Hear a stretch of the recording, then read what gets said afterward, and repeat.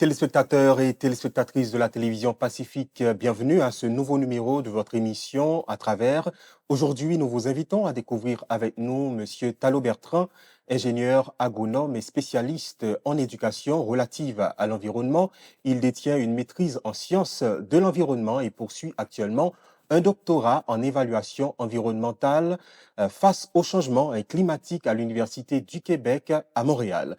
En parallèle, il faut dire que Monsieur Bertrand est aussi secrétaire général de l'organisation Promotion pour le développement Promodev. Autant de casquettes pour une seule tête. Monsieur Bertrand, bonsoir. Nous sommes ravis de vous accueillir virtuellement sur le plateau de l'émission à travers. Bonsoir. Bonsoir, chers compatriotes. C'est un plaisir pour moi de venir devant ce plateau virtuel afin d'échanger non seulement avec vous, mais avec la population haïtienne. Voilà, nous sommes vraiment contents de vous avoir sur le plateau de l'émission à travers, comme nous venons de le dire. La romancière et poétesse Ève Bélis eut à dire « C'est beau, c'est transparent, un enfant, c'est par lui que nous viennent toutes les vicissitudes de la vie. » Pouvez-vous nous raconter votre histoire, comment a été votre enfance, comment vous avez vécu ces périodes dans votre vie et qu'est-ce qui vous a marqué, Monsieur Thalo Bertrand?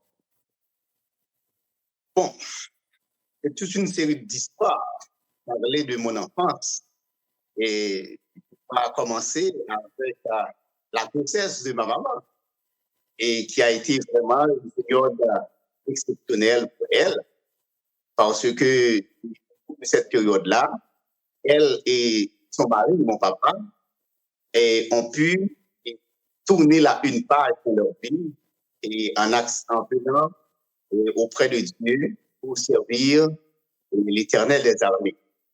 Parce que ma famille élargie, c'est traditionnellement, c'est en général, vous savez, ou bien vous conviendrez avec moi, les familles sont de catégorie paysanne et de type vautoisant. Mm-hmm. Et là, ils étaient des fervents et adorateurs de loi, de ce qui a rapport avec nous, comme mon arrière-grand-mère, ma grand-mère, mon grand-père, tout ça, c'est comme ça. Et bien, mon papa a reçu une mauvaise nouvelle, faisant croire qu'il devait être décédé et le jour même du vendredi saint, et puis 3 jours après, 10 jours, 40 jours après, soit le jour qu'on appelle eh bien, il a pu remarquer celui qui a prédit sa mort, eh bien, était décédé. Et à ce moment-là, il s'est dit, mieux vaut de tourner la page. Mm-hmm. Et depuis lors, je suis converti et moi, je suis né et 3 mois après, et finalement, j'ai grandi dans une famille chrétienne, évangélique, et je suis le 5e enfant de 8 enfants, de 8 progénitures, bien entendu, de mon père et de ma mère. Okay. Et ensuite, quelques mois après ma naissance, j'ai eu des difficultés en termes de maladie, tout ça. Et pas quelques mois, disons quelques jours, selon les témoignages de mon papa et ceux de ma maman, personne n'a eu l'espoir pour moi. Et on m'a emmené à l'un des grands hôpitaux de l'époque, c'est l'hôpital de Chapelle, probablement vous connaissez. Et puis, on m'a pris en charge et finalement, je suis sorti. Comme je suis né un 25 juin, c'était la veille, 1 jour après la fête de Saint-Jean-Baptiste, on a eu tendance à me donner le nom de Jean-Marc. Et comme je suis finalement sauvé après cette période de maladie, ma grand-mère d'abord a dit, ah, il est venu tard, c'est vrai, il s'est rétabli tard, c'est vrai, étant un créole. Et mon papa, qui était très intelligent, il a dit, bon, on va prendre ta, mais comme on a remporté le grand lot, on va faire ta lot, ce qui signifie persévérance. Ça, c'est là. Et mon nom commence par faire, Un nom par décrire symbolique. un schéma d'histoire. Et d'où ma grand-mère a accepté, parce qu'en général, dans ma famille, ce sont les grands-parents qui valident les noms. Même si tu as un enfant, tu voudrais bien l'appeler Jean, Jacques, mais le grand-père, la grand-mère, eh bien, ils doivent donner leur dernier mot. Et le leader de mes deux familles, paternelle et maternelle, et ma grand-mère, Dolina, c'était elle qui est le leader, le grand leader, le grand homme. Mhm. Et puis elle a dit, bon, c'est bon, c'est bon, c'est bon, c'est bon. Et bien, on va l'appeler Tita, Tita, Tita. Et puis, ça, le pseudonyme Tita reste. Et mon papa a été chez l'officier à Marchand d'Italie pour dire, ah, mon cher, j'ai changé d'avis, on change de prénom. On donne Talo, parce que lui, il sera un grand homme quand même. On donne Talo. Voilà. Une Et c'est un bénédiction. homme qui est très plaisant, mon papa, qui donne toujours des blagues, même s'il est en train de régler des choses de grande dimension, mais il intègre toujours quelque chose et un rapport avec le monde. C'est comme ça il est. Et puis il a Talo, depuis lors, Talo Bertrand, est né à Grand-Bérard, localité qui fait partie de la première section communale du Dessalines. C'est ça l'histoire comme ça. Mhm. Et avec mon papa comme mon premier mentor, mon premier guide, et j'ai sillonné les différentes époques d'antan. J'ai été dans ma zone locale de Natal, bien entendu dans ma localité natale. J'ai fait mes études primaires. Ensuite, on m'a envoyé à CEMAC pour faire les études secondaires, notamment au collège articulien. Je devais aller au lycée, mais le directeur du collège de l'art politicien connaissait mon papa par rapport à mes deux grands frères qui étaient excellents. Ils ont dit non, s'il pourra obtenir la première place, eh bien, l'année suivante, il aura une bourse. Mon papa a dit, eh bien, on va tenter. Et depuis lors, c'était comme ça. Et c'est comme si j'étais au lycée, parce que j'ai jamais payé, puisque la condition, il fallait être premier dans la classe pendant les 3 trimestres, et que l'année suivante, et vous ayez droit à une bourse scolaire, c'était comme ça. Et tout le monde m'a connu là-bas, et on a eu une belle histoire, une bonne période d'enfance, une bonne période d'adolescence pour passer au stade juvénile.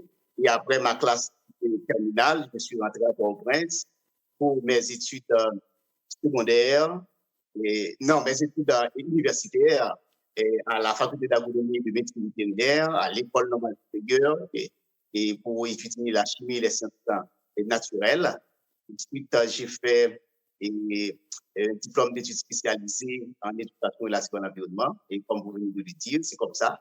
Et disons, l'histoire continue. Parce que Mais qu'est-ce qui pour vous a retourner marqué sur le réellement plan dans votre enfance? Donc, strictement j'ai pu familial et quoi, scolaire, encore entendre que vous avez eu la bénédiction de votre grand-père. Donc, et qu'en est-il de votre maman?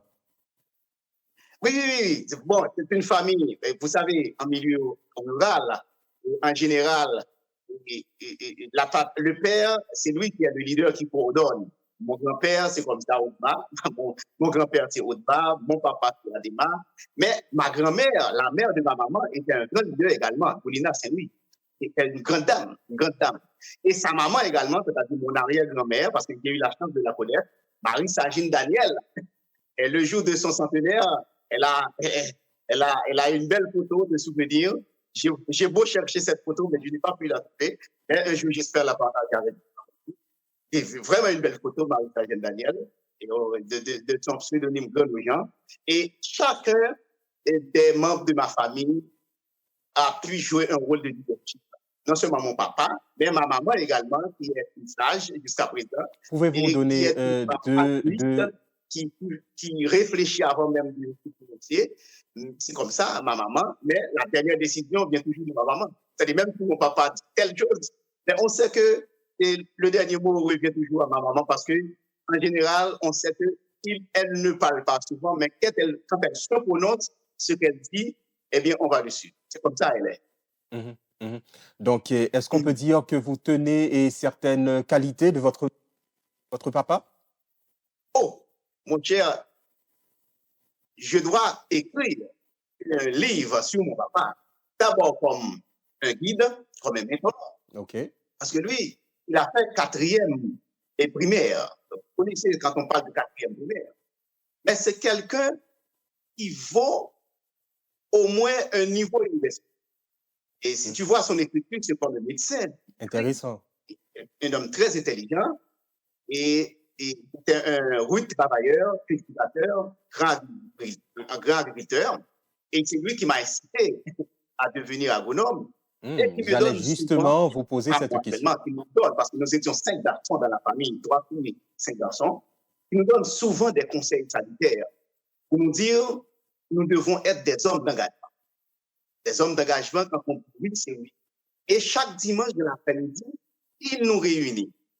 Parce que je ne sais pas si c'est comme ça dans votre zone rurale, votre zone d'origine, mais à Grand-Bérard, ou bien à Dessalines, à Simac, Terret, les parents travaillent la terre au cours de la semaine, du lundi au samedi. Et les OK. dimanches, ils vont à l'église, ceux qui vont à l'église, et dans l'après-midi, on fait le théâtre, on sillonne quelques zones de la région, et puis dans la soirée, dès 5 heures, on se réunit, on donne toutes les blagues possibles, on raconte toutes les histoires possibles, on a fait toutes les illustrations. C'est comme ça, et je crois que c'était vraiment fantastique. Tous les dimanches après-midi, on sait parfaitement bien, mon papa va présider la réunion de la famille, sous forme de plaisanterie, de blagues, tout ça. Je vais raconter comment faire un choix de vie, comment préparer pour construire une Un très bon maison, mentor, comment hein. économiser. Il y Un a ce très qu'on bon appelle la mentor. boîte. Je ne sais pas si vous avez l'habitude d'utiliser la petite boîte en bois, et puis c'est fermé, cadenassé, et on met des monnaies. De temps en temps, on met des monnaies. C'est lui qui nous a appris à faire ça pour faire l'économie. C'est comme ça, lui. Il est un homme très, comment dit-on, exemplaire et qui prévoit toujours, donne toujours des indications, qui fait toujours des prévisions. Par exemple, il a dit, le choix d'une fille dépend de la réussite de votre vie professionnelle. Et il m'a dit souvent, si toi, tu vas choisir une fille qui vient avec elle à la maison, c'est ta femme. Tu vas te marier. C'est-à-dire, tu dois prendre ton engagement. C'est-à-dire, ne viens pas avec une fille ici à la maison sans mettre en tête que tu vas te marier. Une fois arrivée à la maison, la fille sera notre fille. C'est comme ça. Il nous conseille toujours de faire de bons choix et nous canaliser. Quand nous devons aller à l'école, il ne nous dit pas. Il a dit, moi, j'attends seulement la moyenne. C'est la moyenne qui m'intéresse. Lui, il ne va pas vous dire, allez étudier, prends ton livre. Non. Pour lui, c'est le jour du travail le plus fondamental. Et quand il doit sanctionner, il sanctionne. C'est vrai, dans ce cas de figure, il est un homme très équilibré. C'est comme ça, lui, il a géré, il nous a fait confiance. Moi, c'est comme ça. Et mon papa, ma maman était toujours là pour le supporter. Là où il est, c'est comme ça, ils voyagent ensemble. Sauf que quand ma maman doit rentrer à Croix des Boussales, parce que ma maman également était Madame Sarah. Elle organise souvent des voyages à Port-au-Prince pour venir vendre du riz et acheter des produits à Port-au-Prince pour aller travailler. Oui, elle ne commercialise pas les produits qu'elle achète, mais c'était juste pour faire les combines et organiser les activités de mon papa. C'était comme ça, parce que c'est elle qui est la gestionnaire ou bien l'administratrice de la maison. C'est-à-dire quand on organise ce qu'on appelle combine, chez moi à Grand-Bérard-en-Colonne, et quand on fait ça, il faut préparer, il faut acheter des affaires, il faut acheter des objets, il faut acheter des ingrédients pour faire C'était le potomitan de la famille. C'était le potomitan. Assurer l'alimentation. C'est comme ça il possède. Et puis, quand ma maman reçoit le stock de riz, on passe ça au moulin. Mon papa a un moulin. Jusqu'à présent, le moulin reste, le moulin du riz reste extérieur. Et elle organise ça et on prend le riz et on va avec à Port-au-Prince pour marcher par Bossal. C'est comme ça. C'est vraiment une bonne histoire. Et à son retour, j'ai jamais oublié ça à ma maman. Il y a un pain là, un pain qu'elle doit acheter à Moui. un pain très fantastique. Si ma maman ne vient pas avec ce pain-là, c'est comme si elle n'a pas voyagé. Est-ce qu'on parle, C'est est-ce le qu'on pain, parle le là, est-ce symbole qu'on du parle bonheur. là, Monsieur Bertrand, du biscuit, et c'est ça, et ce Oui, fameux pain? c'est exactement le biscuit de Montry. Mhm, Le biscuit de Montry, c'est vraiment un grand biscuit, très long et large, et avec un goût fantastique, très délicieux. mhm, mhm. Là, et tout à l'heure, nous étions en ce qui concerne votre parcours universitaire et professionnel. Donc, à ce qu'il paraît, le choix de votre métier, donc c'est votre papa qui vous l'a inspiré, encore qui vous a Et- incité à choisir l'agronomie. Exactement. Exactement. Pour lui, ces trois métiers, je devais choisir. D'abord, la médecine, et l'agronomie et la théologie. Moi, j'aime bien la théologie, mais je ne voudrais pas prendre la théologie comme étant un métier. Je vois ça comme une vocation, comme un appel. C'est comme ça, ça c'est mon interprétation à moi pour la théologie. Pour la médecine, je me suis dit, ah, je comprends bien, je maîtrise bien la biologie, je maîtrise bien la chimie, c'est vrai, mais je ne peux pas faire la gestion sur le plan psychologique des malades. Ça, il faut être patient. Il faut être patient pour gérer un malade, pour gérer les malades. Quand il y a des accidents comme ça, quand le sang coule, moi, je n'ai pas le cœur nécessaire pour supporter. Pour moi, je considère ça comme une sorte de charge lourde. Et quand j'ai été au concours, j'ai réussi le concours de médecine et celui de la faculté d'agronomie et celui de l'école normale supérieure. Et j'ai choisi la faculté d'agronomie et ensuite l'école normale supérieure. C'est comme ça. Et j'ai fait le choix. Et puis on va dire, bon, c'est ton choix. Bon, pas de problème, moi je suis agriculteur. Et bien, en tant que fils de paysan, tu fais le choix d'agronome. Mon cher compliment. Et puis, ici on a la région Bouddha, mon fils, là, ici on a un agronome. Et quand je suis arrivé là, de la chimie, à Gotalo, je me dis, ah bon, tiens, papa. Non, c'est moi qui dois t'appeler agronome d'abord pour que les autres puissent t'appeler agronome. Je fais du marketing pour moi. C'est comme ça. Super. Mais durant vos parcours, que ce soit universitaires et professionnels, est-ce que vous avez fait face à des challenges, à des difficultés? Pouvez-vous les énumérer, hein? Bon, les challenges sont de différents niveaux. D'abord, il y a la compétition au niveau de l'école, au niveau de la compétition. C'est-à-dire qu'il y a un minimum de moyenne qu'il faut faire. Parce que pour mon papa, par exemple, on ne peut pas venir avec moyenne faite à la maison. Ça, c'est pas possible. C'est comme si on n'a pas étudié. Et il y a d'autres camarades, il y a de bons camarades qui étaient vraiment excellents de ma génération d'enfants, tout ça, à l'école primaire. J'ai jamais oublié des noms, comme Adeline, une fille très intelligente. Il y a beaucoup Autant de de souvenirs. camarades. Et on a créé une compétition vraiment positive entre nous. Quand on est premier, on est deuxième, on est premier, on est deuxième. C'était vraiment fantastique. Ça, c'est l'un des temps filles que nous avons eu vraiment positif dans notre histoire. Ça, c'est vraiment important. Et deuxièmement, il y a des défis, il y a des enjeux, des défis qui pourraient être considérés comme des obstacles parfois. Et mon papa m'a toujours dit, il ne faut jamais briser les obstacles. Il ne faut jamais briser les murs. Essayer toujours, on contourne le mur ou bien on retourne. On retourne pour prendre une nouvelle voie. Et il y a toujours des défis. Mais ces défis-là, comment dire, je les considère comme des leçons apprises. Comme des leçons apprises qui m'ont permis de bien grandir, de bien avancer, de bien faire mon cheminement académique et professionnel. C'est comme ça que je les considère. Pour moi, il n'y a pas d'histoire négative dans la vie. Il y a des leçons apprises. Comme a dit l'auteur, il n'y a pas d'échec. Il y a tellement des leçons apprises. Est-ce que tu comprends?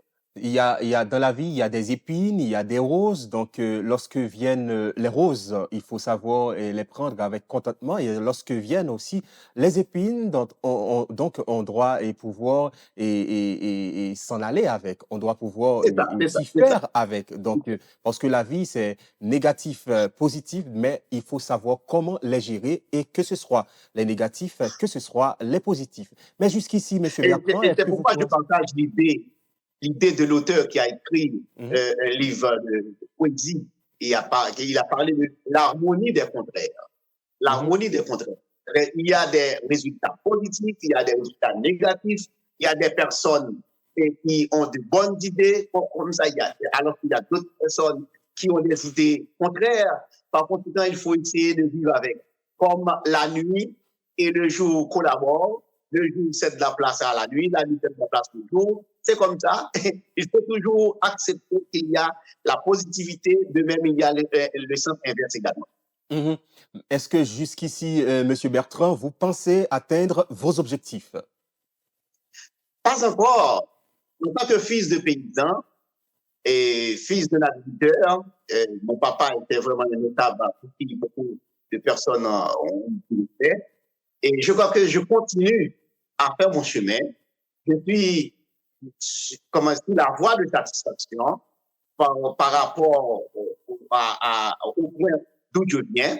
Mais là où je dois arriver, je ne suis pas encore satisfait parce que je me donne pour mandat de devenir une référence en matière de maîtrise des thématiques. Par exemple, quand on parle de changement climatique, quand on parle de sciences de l'environnement en général, moi, j'aimerais bien être quelqu'un qui serait une des références en la matière. Okay. Et je ne suis pas encore arrivé et je dois travailler là-dessus et finaliser tout le processus de ma thèse de doctorat, tout ça, et accompagner des jeunes, faciliter à des jeunes de devenir des professionnels de haut niveau. Projet. Et ça, c'est important.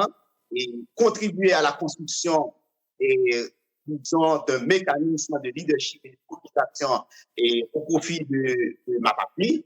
Et voir mon pays stable, mon pays en paix, et voir également la sécurité alimentaire arrive à son niveau de paroxysme.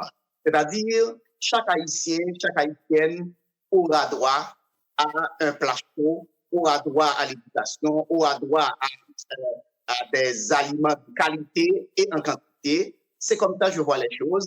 Je vois la conservation de la biodiversité mixée avec la protection de l'environnement versus la production agricole nationale qui fonctionne selon les normes.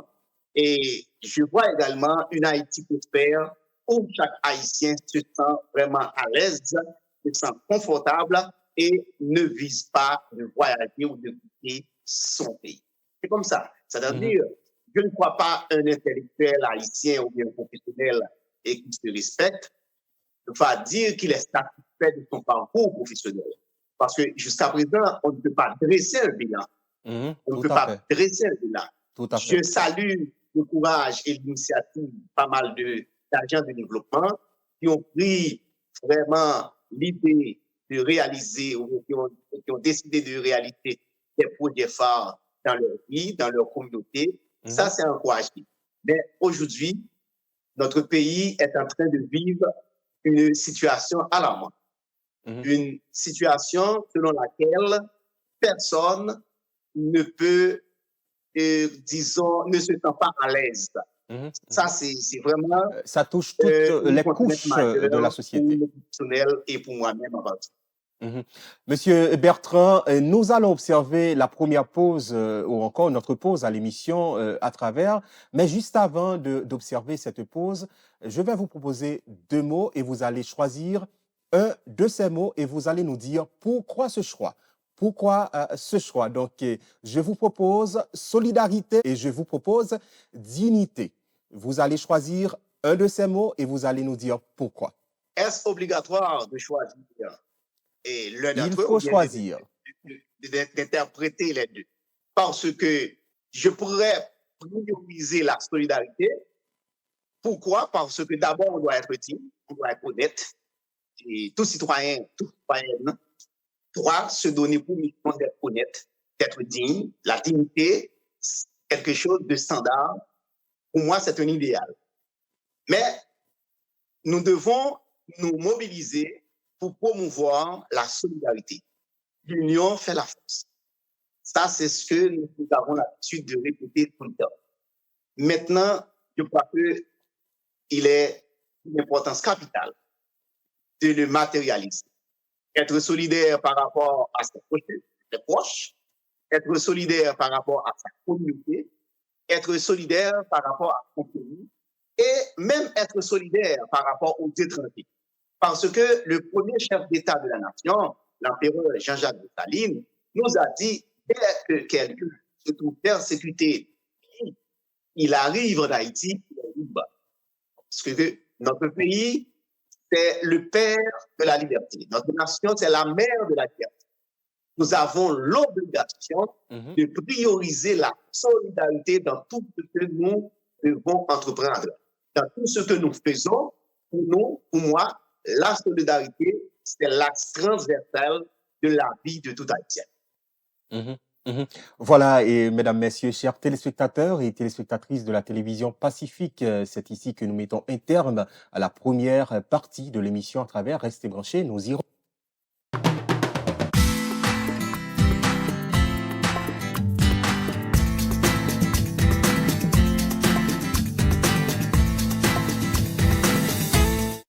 Voilà, mesdames, messieurs, nous sommes de retour après la pause et vous êtes sur la télévision Pacifique à l'heure de l'émission à travers aujourd'hui notre personnalité. C'est bien monsieur Talo Bertrand, agronome, ingénieur et spécialiste en éducation relative à l'environnement. Il détient une maîtrise en sciences de l'environnement et poursuit actuellement un doctorat, il faut dire, en évaluation environnementale. Donc, il est aussi le secrétaire général de l'organisation Promotion pour le développement Promodev. Monsieur Bertrand, et nous sommes ici et nous allons maintenant parler des plaidoyers que vous faites en ce qui concerne l'éducation environnementale. D'abord, et pourquoi et ces mythes plaidoyers et comment définiriez-vous l'éducation environnementale? Bon, d'abord, tout pays constitue un milieu de vie. Et dès qu'on parle de milieu de vie, il faut voir la gestion. Et la gestion fait référence à la planification, à l'éducation et à la communication. Le deuxième aspect sur lequel je voudrais insister, il y a une compétition froide entre divers pays à travers le monde. Comme il y a des guerres entre nous et notre voisin, par exemple. Mais on nous regarde, on nous observe. Quand on vient visiter, et quand on lit dans les journaux, et quand on regarde une télévision comme Télé Pacifique, par exemple, on essaie de comparer. Même entre les citoyens, il y a toujours une compétition froide et bien entendu à voix ouverte. Mais nous devons l'accepter. Et pour réduire ce sentiment de compétence, nous devons prendre nos responsabilités. Nous devons être responsables par rapport à notre milieu de vie et considéré comme l'environnement. Malheureusement, on pense qu'on peut faire n'importe quoi sur la terre de Dessalines. Cet espace-là, dans lequel nous sommes en train d'évoluer, est vraiment un axe transversal et vital pour tout Haïtien. C'est-à-dire, quand il y a des déchets, il y a des canaux qui sont entrus et qui entraînent, provoquent des inondations, quand il y a des constructions anarchiques, la responsabilité vient du citoyen. Parfois, certaines personnes disent qu'elles ne sont pas d'accord, qu'elles ne sont pas d'accord avec moi. Bon, probablement, ces personnes pourraient avoir raison. Mais nous devons nous responsabiliser. Parce que c'est nous qui faisons le choix en général de nos décisions. Parce que si nous décidons de protéger notre environnement, nous décidons que notre maison soit vraiment belle, eh bien, tout sera joli. C'est pourquoi, au niveau de la Promodev, nous nous sommes dit, il est important de prioriser l'éducation relative à l'environnement, afin d'utiliser les enfants comme des passerelles entre les parents et les responsables d'établissements scolaires, notamment les directeurs d'école, les enseignants.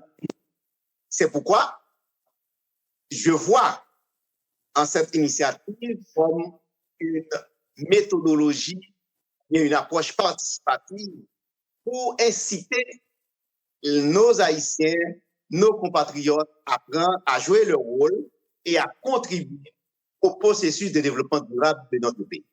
Parce que quand on dit les États-Unis, c'est un pays, ou bien constitue un pays de beauté, de richesse, mais nous sommes un pays de richesse également. Entre parenthèses, nous devons dire, le crédit de paternité de la liberté reste à Haïti. Même si les autres pays parlent de la liberté, droits de l'homme, tout ça, mais la paternité de la liberté ou la maternité de la liberté, c'est Haïti. Par conséquent, notre pays doit respecter les normes de l'environnement. Ça devrait être un réflexe chez les Haïtiens. Mais malheureusement, nous ne sommes pas encore à ce stade. C'est pourquoi je suggérerais à mes compatriotes de réfléchir et d'envisager les possibilités, de prendre en charge leur propre maison, leur quartier, leur communauté et leur pays. C'est ça la vision. Voir une Haïti prospère et verte. Voilà. Voilà, et une Haïti est prospère et verte. Monsieur Bertrand, est-ce que vous pouvez partager avec nous une expérience éducation relative en environnement, encore environnemental, et particulièrement réussie que vous avez menée? En 2014, nous avons pu remarquer, selon les recherches, que le pays a eu l'habitude de célébrer la Journée mondiale de la Terre, qui se déroule chaque 22 avril.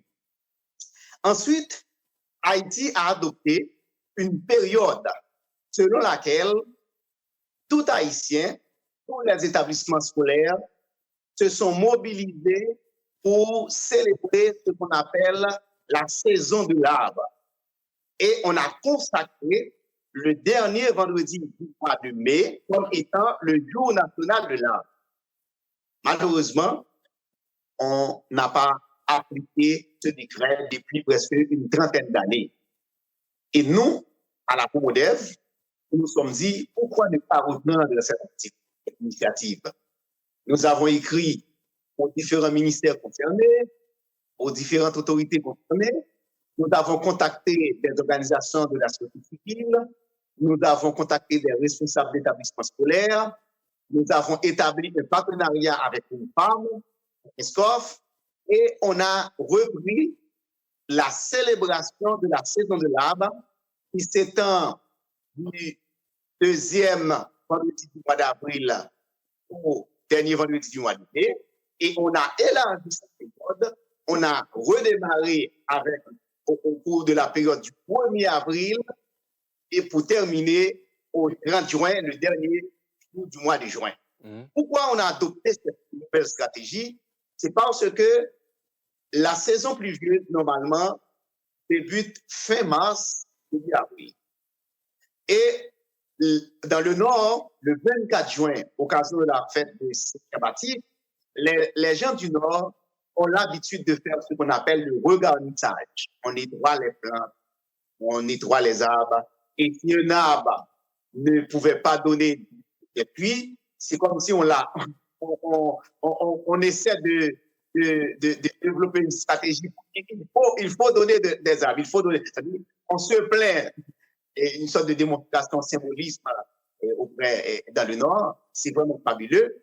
Et nous nous sommes dit, il est important de répliquer cette stratégie à travers le pays. Et on a considéré la période du 1er avril au 30 juin pour nous comme étant la saison de l'arbre en Haïti. Et on maintient la date, le dernier vendredi du mois de mai, comme étant le jour national de l'arbre. Nous avons écrit à nouveau les différentes instances concernées. Malheureusement, aucune réponse n'a été donnée. Mais oui, femmes, les écoles qui ont été sollicitées et le conseil d'administration de la Promodev se sont mobilisés. On a réalisé une belle journée, une belle période, d'abord une belle saison de l'arbre en 2014 et une belle journée. Et chaque année, on a repris cette activité, ça a toujours donné des résultats. Malheureusement, depuis 2 ans, on n'a pas pu réaliser cette activité suite à cause des problèmes de l'insécurité sécurité généralisée. C'est pourquoi, depuis 2020, la dernière période de célébration de la fête de la saison de l'arbre s'est déroulée en 2020, du 1er avril au 30 juin 2020.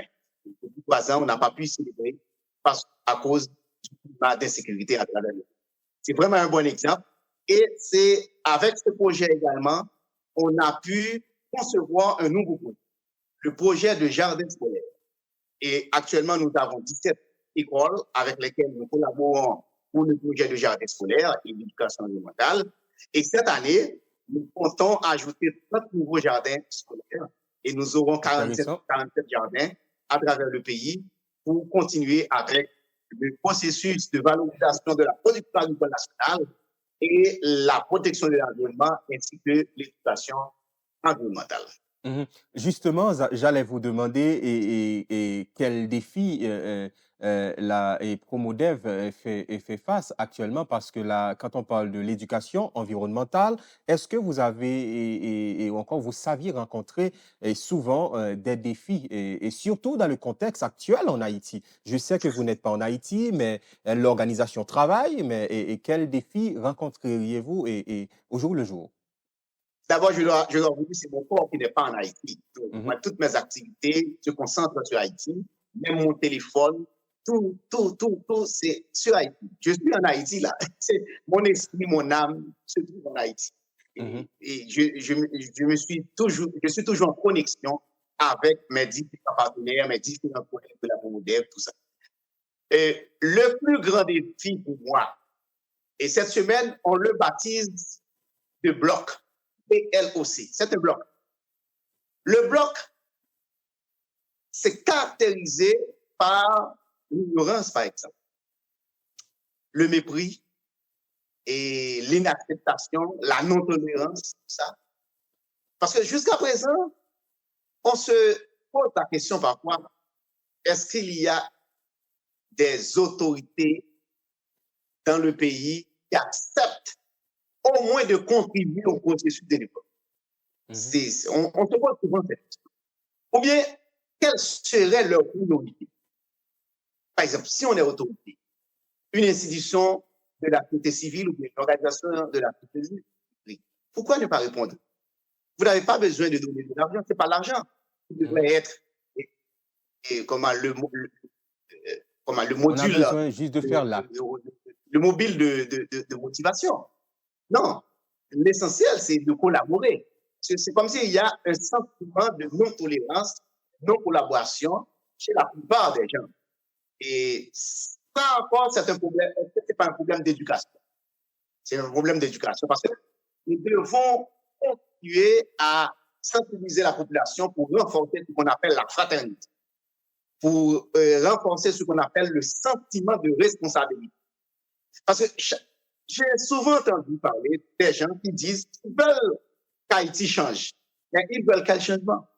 Est-ce que c'est un changement qui vise le développement économique par rapport au développement des autres pays?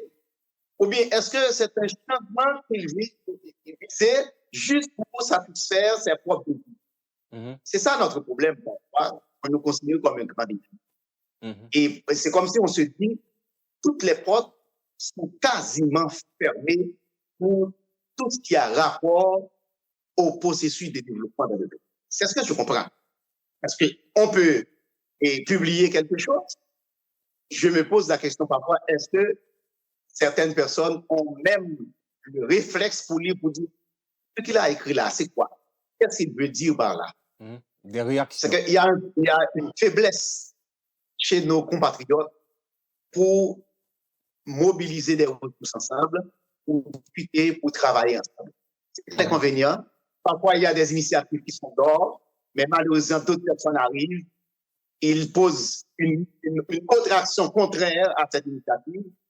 C'est toujours ainsi.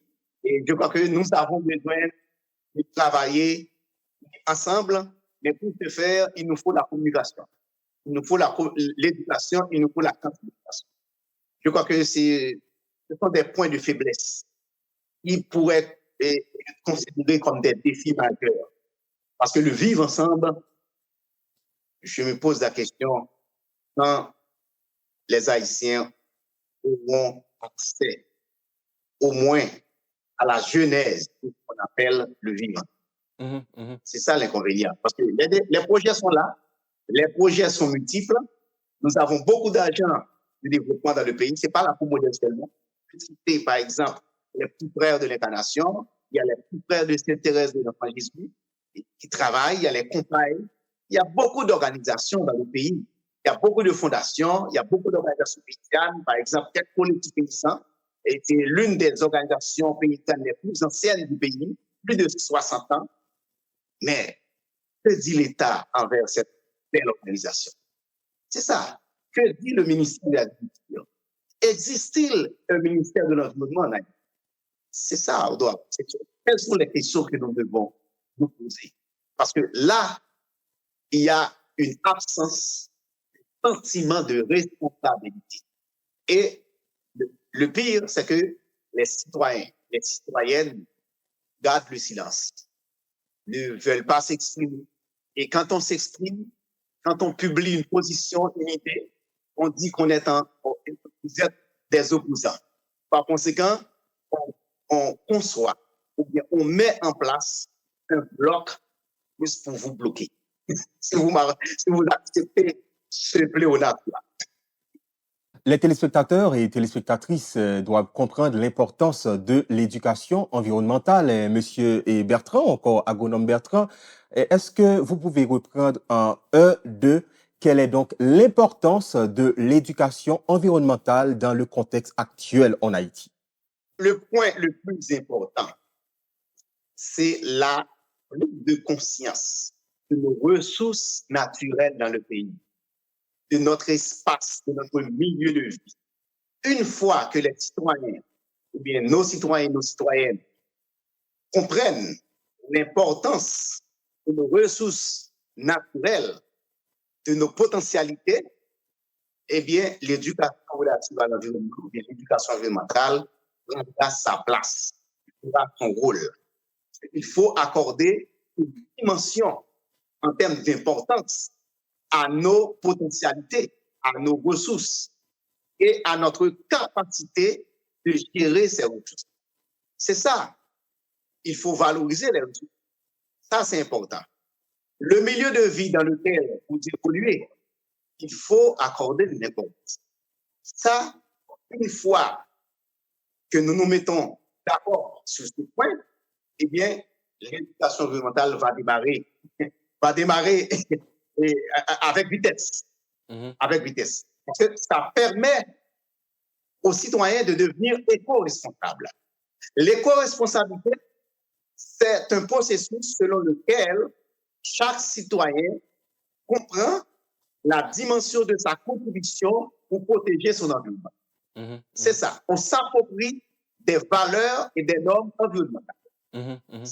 Et une fois un visiteur, un touriste arrive dans votre pays, il observe seulement.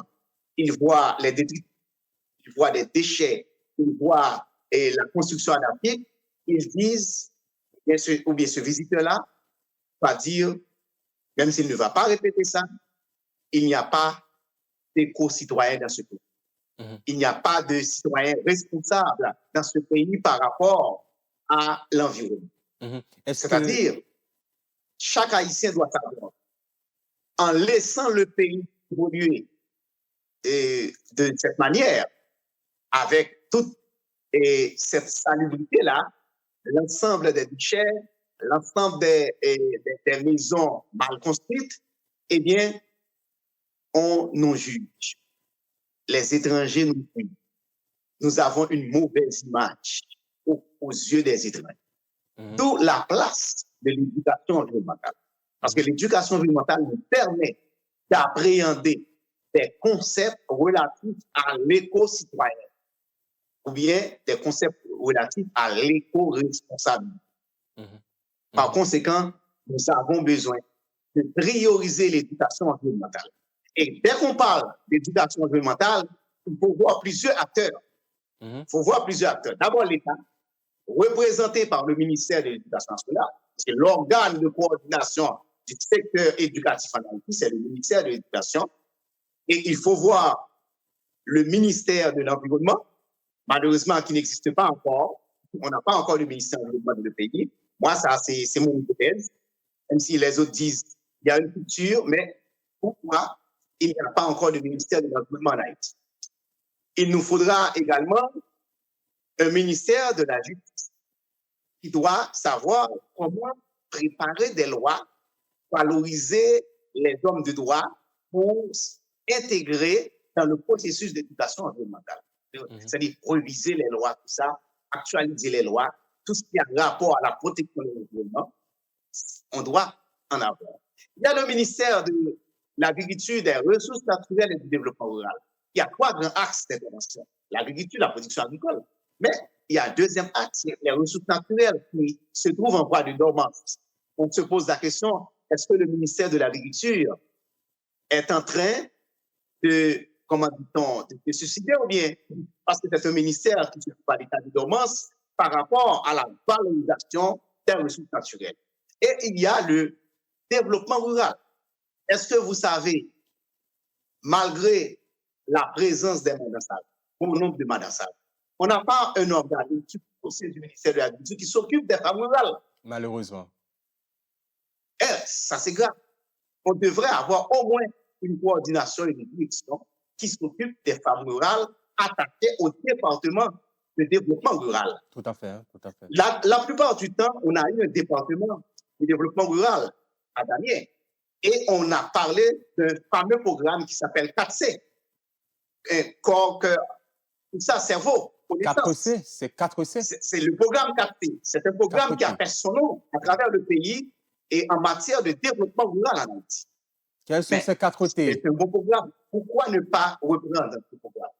Qu'est-ce qui empêche aux hommes de Damiens de reprendre ce programme? Travailler de concert avec le ministère de l'Éducation nationale. Malheureusement, après 1986, on est venu avec le slogan pour dire, eh bien, il n'y a pas enseignement agricole. Alors qu'avec le programme 4C, on a la possibilité de valoriser l'enseignement agricole. Malheureusement, en Haïti, il n'y a plus d'enseignement agricole. Il n'y a plus d'enseignement agricole. C'est déplorable, c'est malheureux, mais il faut le dire. Bon, qu'est-ce qu'on doit faire? C'est-à-dire que l'État doit se mobiliser, il doit mobiliser ses structures pour bien comprendre et valoriser l'éducation environnementale. Par exemple, il y a un dernier ministère, deux derniers ministères, le ministère de la Planification qui s'occupe de l'investissement. Okay. Mais que fait le ministère de la Planification en matière d'investissement d'Haïti? Bon, à vous de décider, chers compatriotes.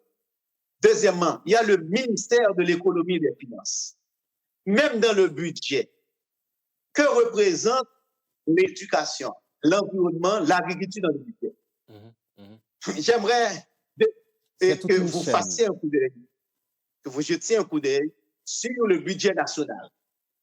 Bon, on publie un papier, tout simplement, mais il n'y a pas une politique de développement durable en Haïti axée sur des politiques publiques par rapport aux enjeux environnementaux. C'est ça le problème. Parce que il est temps d'avoir un ministère de l'économie et des finances qui s'occupe du processus de développement économique. Et pour s'occuper du processus de développement économique, il faut valoriser des thématiques, pour valoriser les secteurs. Et il y a 3 secteurs clés, et même 4, disons, dans le pays. On ne peut pas avancer sans ces secteurs. On a l'éducation, on a la production agricole ou l'agriculture, on a l'environnement et on a la santé. On ne peut pas s'en passer. Et dans le processus d'éducation environnementale, de mise en place de l'éducation environnementale, il faut faire appel au ministère de la Santé publique. Il y a déjà une direction qui s'occupe de l'hygiène. Voilà. C'est-à-dire, les structures ont été établies pour faire fonctionner l'État, mais malheureusement, ces structures-là sont en état, ou bien sont à l'état de dormance. Malheureusement. C'est un problème d'irresponsabilité qui se pose tout simplement. malheureusement, et beaucoup de choses qu'il faut accomplir, beaucoup de choses qu'il faut faire en Haïti pour pouvoir, afin d'avoir une éducation de qualité, un environnement de qualité et également une agriculture de qualité.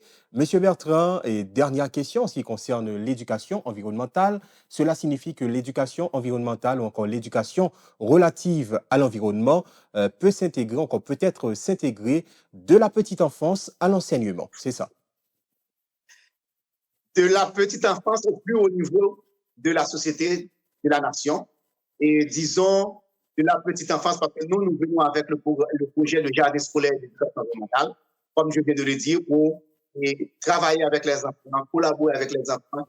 Et ces enfants-là pourront nous servir de catalyseurs, de passerelles, pour sensibiliser les enseignants, sensibiliser les parents.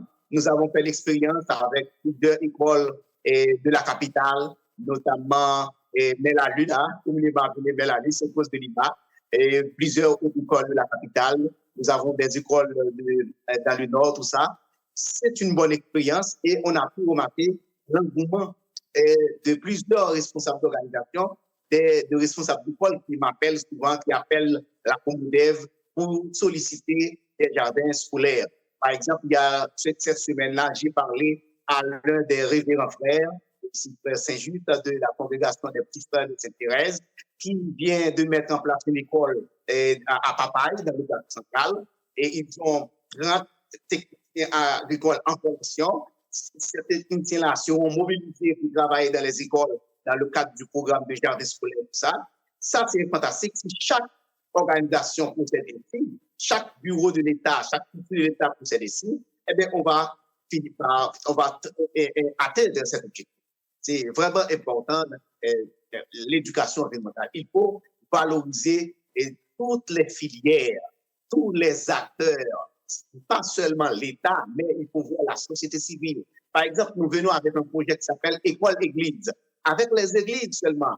Considérons les églises catholiques, les églises protestantes, ces deux secteurs-là seulement à eux peuvent mobiliser au moins 60 à 80% de la population haïtienne sur l'éducation environnementale.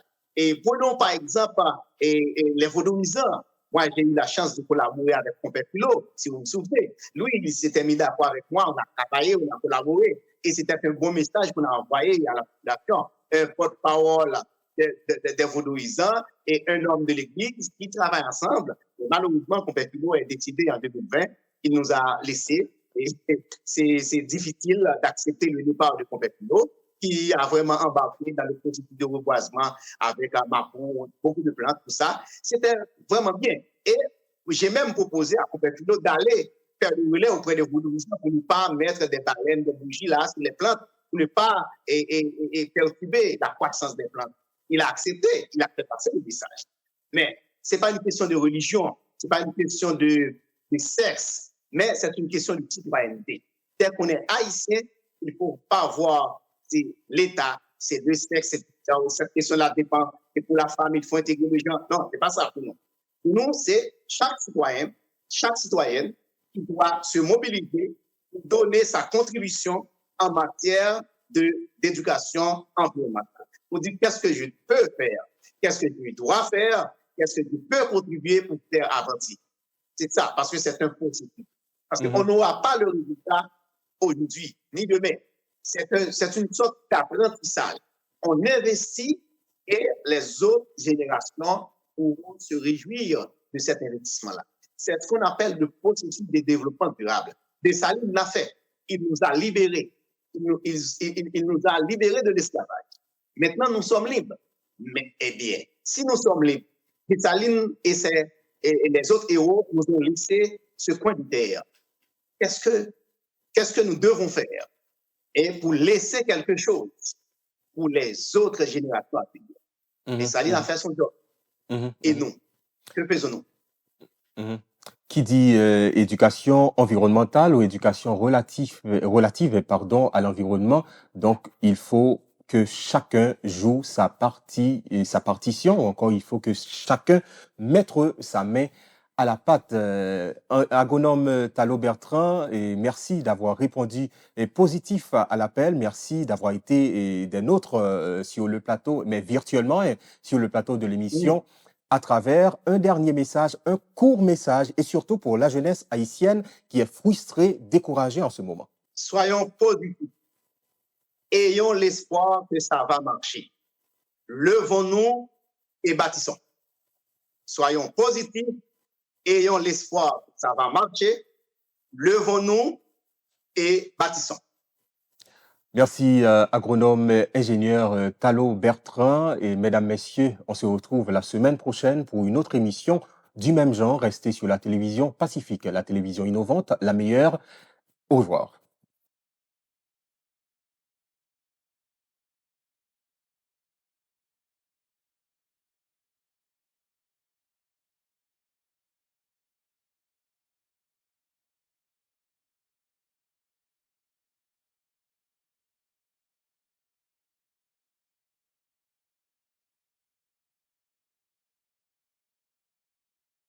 Si vous jugez que cette vidéo est intéressante, n'hésitez pas à liker et partager la vidéo. Et surtout, n'oubliez pas de vous abonner à cette chaîne et activer la cloche de notification pour ne pas louper aucune de nos vidéos.